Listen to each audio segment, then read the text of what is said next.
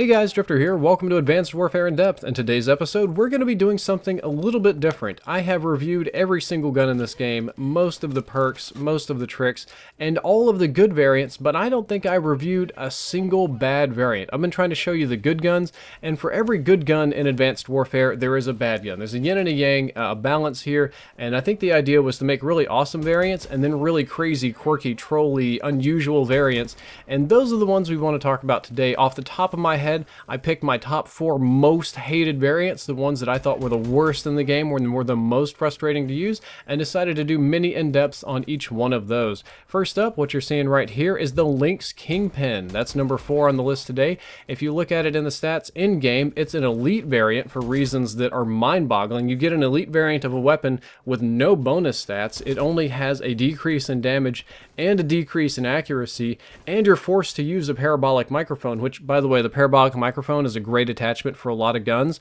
but for a sniper rifle, especially one like the Lynx, where you need to stack a lot of attachments like a silencer and a stock and all this kind of stuff on there, you don't need your attachment slots being hogged. What's weird, though, is if you check the actual stats of the weapon, even though it has a damage decrease, there's no change to damage or penetration. Like the actual damage that it does, the one-shot kill areas, the wall penetration, the body multipliers, all of those are the same as the other Lynxes, so it's kind of like this weird trolling decrease in damage. I don't understand, but you do get 25% more idle sway. You get more idle sway in width and more idle sway in speed. Combined, it's approximately 25% more, and that's very annoying for a gun which you have to shoot somebody with twice, a two-shot kill sniper, in a game where people move very, very fast. That's really frustrating for me to have more idle sway to deal with, but I think the most frustrating thing is just having a parabolic microphone hog my attachment slots when I badly need to put a silencer on this weapon, but I can't because I also need these other attachments. Very, very annoying, very difficult to deal with, but maybe not the worst variant. Definitely a bad variant, but also definitely not the worst. Number 3 on my list is the SN6K. The base variant of the SN6 is quite weak. We all know that. We know the SN6 isn't a god tier SMG, but the K variant, which is the professional variant, gives you a free foregrip to make it a little more accurate. Ain't nothing wrong with that, but it was already accurate enough, so it doesn't feel very useful. We have a fire rate increase, which is nice, and we'll talk about that, but we have minus 2 points in damage. Are you serious? Minus 2 points in damage?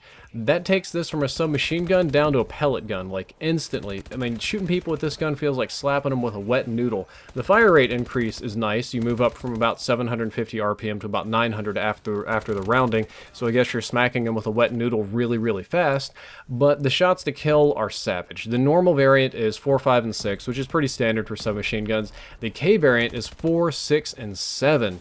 Which is like wall banging with other submachine guns, which it's like, look, to put this in perspective, when I was getting this gameplay, I had such a hard time killing people on some other maps that I decided to junk my advanced rifling and just move straight to extended mags, because it was a pellet gun in every range. All it does is generate hit markers. I feel like I went to Costco and bought not a box, but like an entire pallet of hit markers up off the shelf, and when the guy with the forklift was moving it, all the hit markers just spilled and rained down all over my screen and my body. That's how I feel when I use the SN6K, and I truly don't like it. Like, yeah, the fire rate is nice, but it doesn't make up for 7 shots to kill at long range. It's not, or 6 at medium range. Brutal. Can't deal with it. Too many hit markers. They're everywhere. My second most hated variant used to be a lot worse. It got a little bit better after the patch, and that's the Mark 14 Obituary. And I feel like every time I use this gun, I should go ahead and pre-write my own obituary so that the newspaper guy isn't forced to just make up something random he got off of a Google search after I die, which would be really strange because it would largely be this YouTube channel. But looking at the stats here, the Mark 14 Obituary is another professional weapon, which we'll see a trend in professional weapons being weird. It comes with a target enhancer sight. I think that's supposed to be nice. I found it annoying. And it has a range decrease. It's a purely negative variant at this point. And what's strange is the range decrease doesn't matter anymore. After the Mark 14 got a buff, the medium and long range damages are the same, and the range decrease was just on the medium, so it doesn't really, oh, it's my bad, the long. So it doesn't change anything. We just have a negative point on the stats that doesn't matter. But what's annoying to me is that it forces me to use annoying optics and doesn't offer anything for it. I don't want to use the target enhancer sight because I'm colorblind and it doesn't help me, and it zooms in on people more, so I have less peripheral vision, and it's super loud, so it's like, let's flank the guy with a Mark 14 because it takes 3 shots to kill at super close range, and they'll just hose me with ASM1s and stuff. Really annoying. I would compare this gun to maybe using one of those ninja dart guns where you just kind of, it's like a long stick and you just go and you hit people at long ranges, but maybe instead of having poison darts that kill in one hit, you have like those Nerf darts, so you have to just drop them all over somebody to get kills. Don't really like it. And if you thought the Mark 14 Obituary was frustrating to use because of the optics, let me introduce you to the EPM3 Longitude. It is theoretically possible to kill people with this weapon, but it is a feat that I would only recommend to trained experts. This is a very, very frustrating variant to use. If you look at it, it's another professional variant. It comes with an ACOG sight, which you cannot detach, and I do not like ACOG sights at all, and I don't think that many of you do because I never see them online. It has a decrease in fire rate, it's frustrating because the only good thing about the EPM3 is that it fires really fast, but the decrease is negligible to the point where you probably won't hit that cap anyway. And it says it has a range increase, but after the buff, it doesn't matter because the EPM3 deals the exact same damage at every single range in the entire game.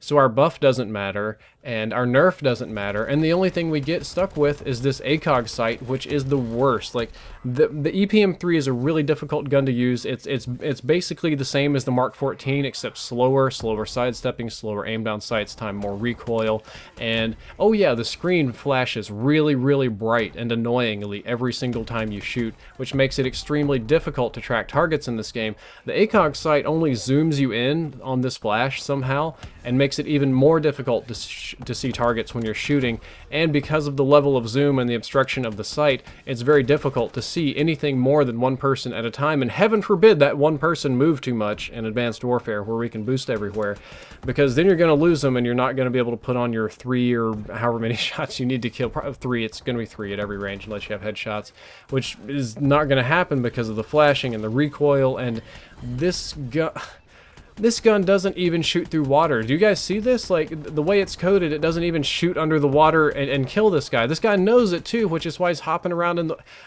This gun makes me sad. Like, this gun is the level of sadness that you get when you invite all your friends to your first grade birthday party and nobody shows up, so you're just stuck there and chucking cheeses in an empty party room with like 30 pizzas and you and your mom. That's the kind of sadness that the EPM3 is, and I just don't like this gun. Guys, that's all for this in-depth episode. I hope you enjoyed it. I hope you enjoyed the silliness of it. I hope you enjoyed something just a little bit different. I just wanted to have a little bit of fun with in-depth, to move a little bit away from numbers and a little bit more toward feel here toward the end of Advanced Warfare, and of course, if there's a patch or something, I'm going to cover it. Guys, that's all for this episode. I hope you enjoyed it. You probably didn't learn anything useful, so I'm not going to say that. I just hope you enjoyed it, and if you did, don't forget to like the video and subscribe. Drifter out.